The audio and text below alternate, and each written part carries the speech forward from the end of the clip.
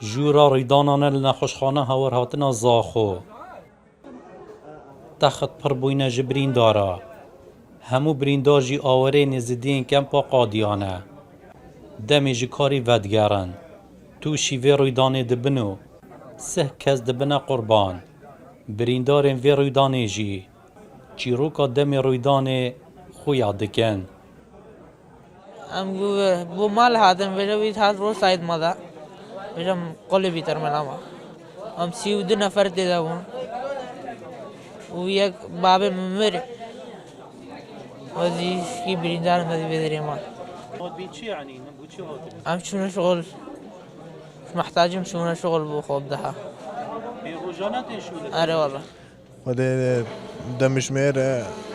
بيجي سبه هم چونه سر شغل ما خراب دیم بو تقریبا 2 ساعت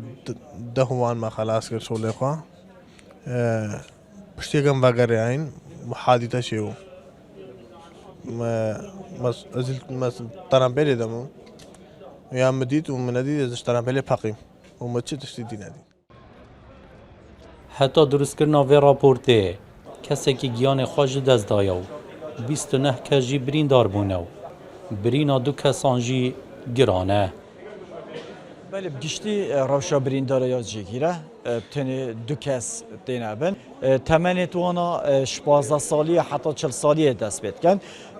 شوانا 21 زالان بوینه نه دیجی آفرد بوینه وان 21 زالان جی گنجه که من آماجه بکر گیان خوش دست دایه دیجی 3 سالی دا اوه او ترومبیلا توشی رویدانه بوی پتر جسه کریکاران ده پشتا و ترومبیل ده هاتبونه هلگرتنه روژانه سپیده زو بمرما کریکاریه آوره این کمپا قادیا ده چنه کار چاندنه لیدمه وگراندنه بو کمپه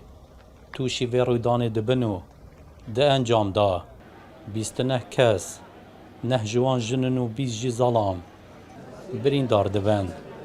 کسی که جی گیان خواه جدز دا احمد سعید کورساد نیوز زاخو